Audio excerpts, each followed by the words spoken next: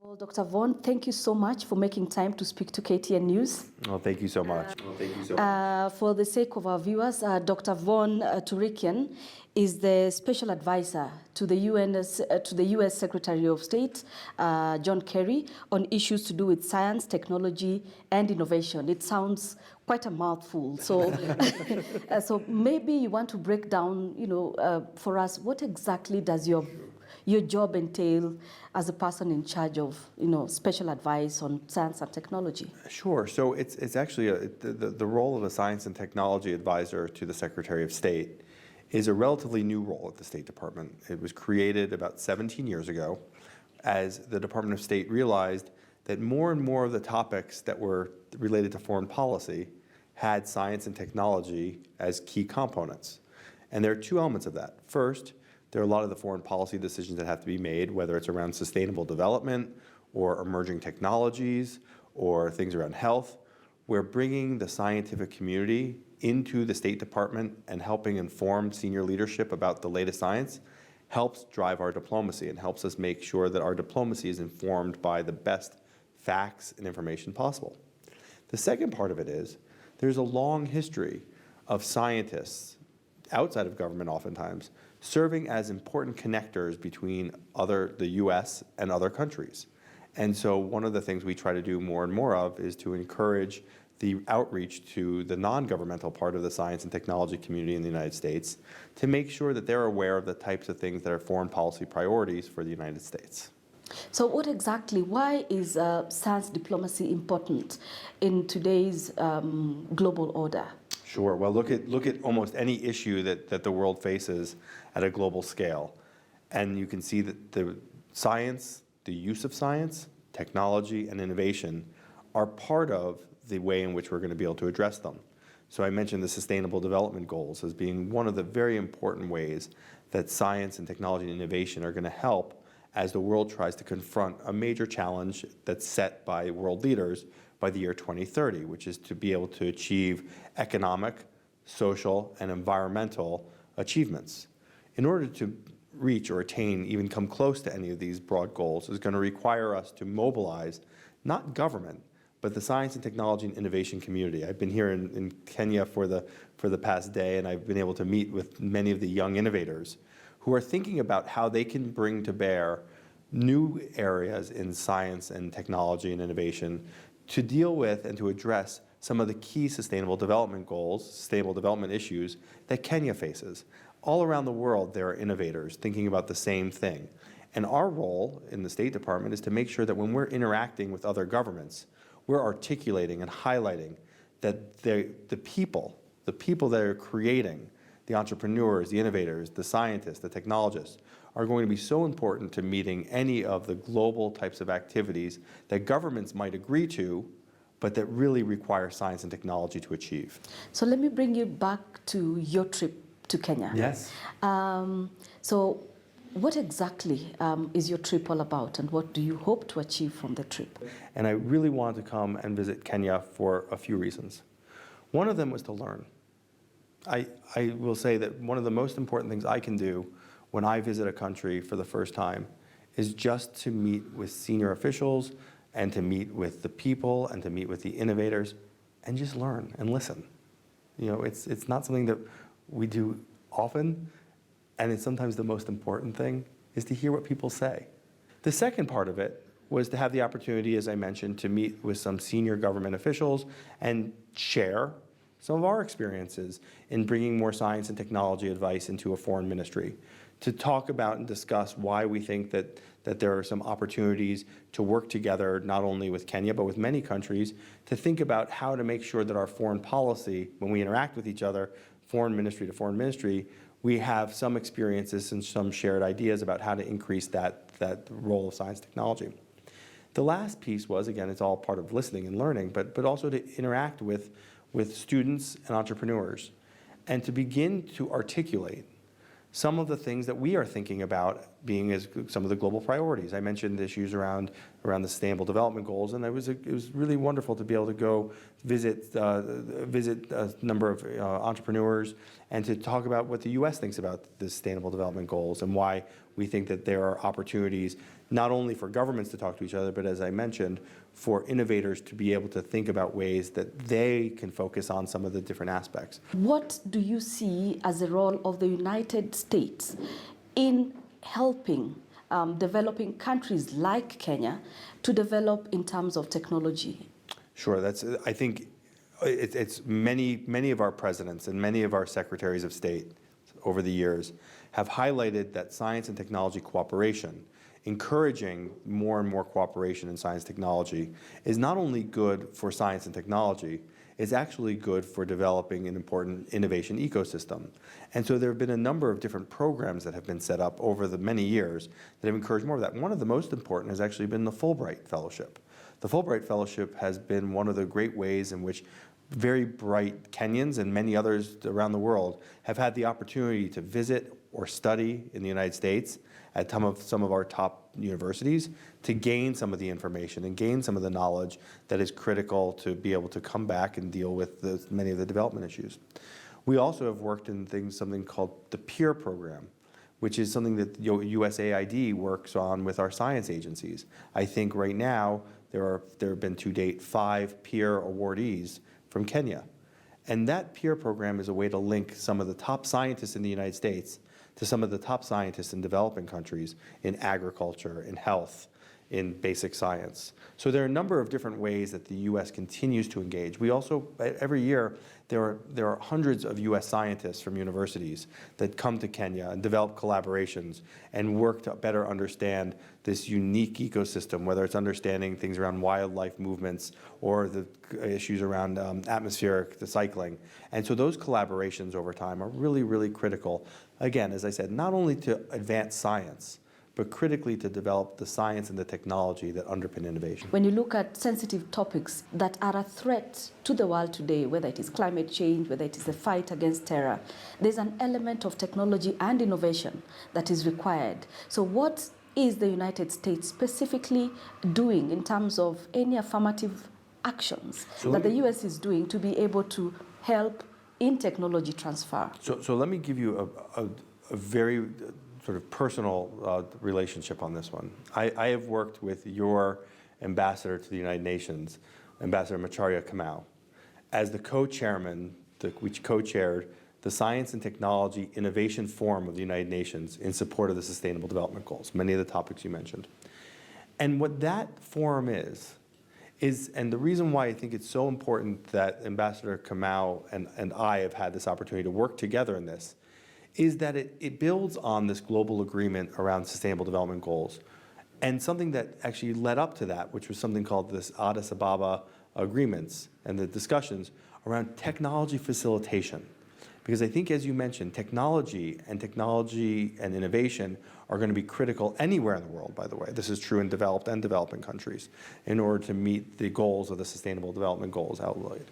So what Ambassador Kamau and I were able to do was to use that forum to bring together not only governments to talk about enabling environments and policies, where we are able to have lots of discussions around how do you increase the enabling environments for technology facilitation, technology uptake, but critically to build more links and to use that to leverage more links between our scientists and technologists, not only between the US and Kenya, but actually between many, many countries, to begin to think about how can we share best practices? How can we learn from each other? How can we take the experiences that the private sector in one country has developed that might be transferable, might be adaptable in many ways to the situations that are local? What really do you see as the role of innovation and technology in being able to propel the country towards sustainable development? So there are many, but I'll focus on one. Earlier today, I met with a young entrepreneur who had started a company that was focused on increasing agricultural productivity. 80%, I think, of the workforce in Africa is in the agricultural sector. 60% of the economic productivity is from agriculture. So how do innovators, young people that are thinking about how to take their knowledge, their science, their technology to local needs, to things that actually are relevant to the people of a country or of a region, and to apply that to actually make something like agriculture more efficient, more productive, more economically beneficial, and more able to service a larger number of people without or while reducing the amount of resource inputs into it, like water or other things. That is an innovation and a science and a technology input. And what that means is you're actually solving an economic problem and a social problem and using science and technology to do that in a way that addresses the environmental concerns. So it's reaching sustainable development. It itself is not sustainable development. Interestingly, your visit actually comes when the region, all the the East African Community member states are observing what they call the East Africa Community Week, yes, where we are in the season where we are trying to solidify this integration towards a political federation, if you may like. Now, one of the fundamental pillars, of course, of that integration will be information and technology transfer and a fusion between the member countries. What critical lessons can we learn, especially on this, thinking about the youth? The greatest challenge that Kenya faces is also the greatest opportunity that Kenya, and actually the region has, which is a tremendous youth population. Many countries, many developed countries actually have the opposite problem. We have something called aging societies. Our countries are becoming older. And that has different strains and different pressures that are put on it because you're getting people at a later in their careers or later in their lives. And so there's a different way in which that affects policy. But for the youth in this region, which I've spent a little bit of time in Rwanda before this trip and had an opportunity to speak with people about the region and how dynamic the region is because it's got young people. And the real challenge there is, how do you build policies? How do you catalyze more and more youth to be engaged in the economy, developing and encouraging entrepreneurship? One of the comments I've had was that it's one thing for the youth to go into existing companies and to get themselves a job. It's another thing for the youth to go start companies and give other people jobs. And that's a different piece. So I've gotten to know the East African community a little bit through science and technology. A number of years ago, I was involved in a discussion around the higher education ministers when I was outside of government with the ministers of education from the East African community as they were developing and articulating the East African Commission.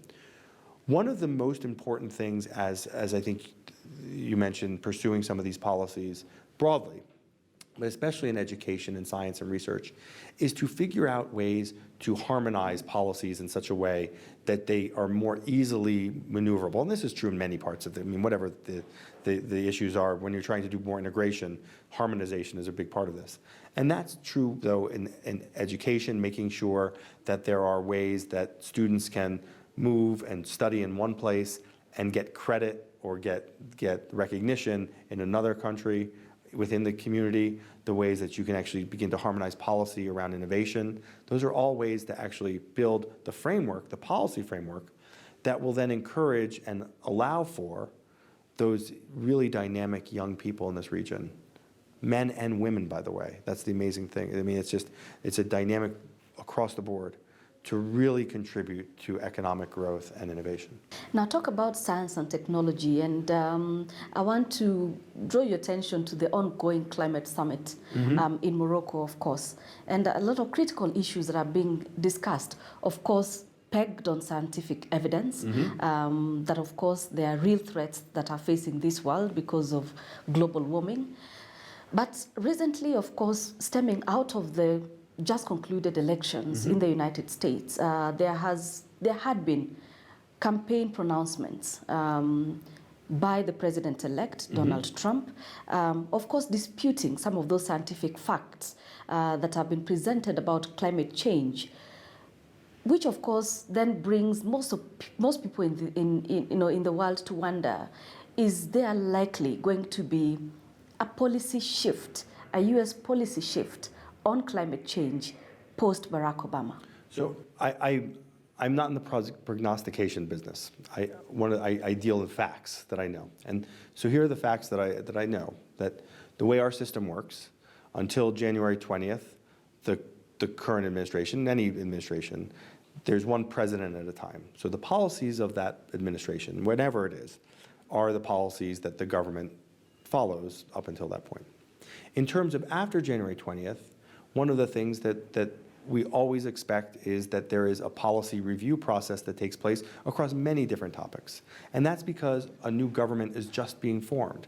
I think in the time that we're talking right now, it's been about a little bit over 1 week since the elections. And the elections oftentimes in many places, but in the United States, can be a place where you have lots and lots of discussions around a lot of different things. But the depth of policy prescriptions or policy directions are not really put in place until the government is formed. And there's a process going on right now. I think one of the things we're seeing is that there's a process to first fill out the senior members of the government and across the agencies, and then to fill out the next level down. There are over 4,000 appointments that the president-elect makes over the course of his tenure as president. And so as we begin to move towards January 20th, and people start populating, the senior leadership starts populating the different agencies, and those people begin to populate the agencies and then interact as an administration with a Congress and have conversations around many topics, I would expect that you would start seeing what a policy would look like across many topics. But until that point, I think it's premature to look at what happened at an election discussion, which is often very, very superficial, and to try to divine what any policy would look like. So what exactly is the current U.S. policy position on climate change? So the current U.S. policy position is to achieve and to remain connected to the Paris Agreement. Right? The Paris Agreement took many years to negotiate.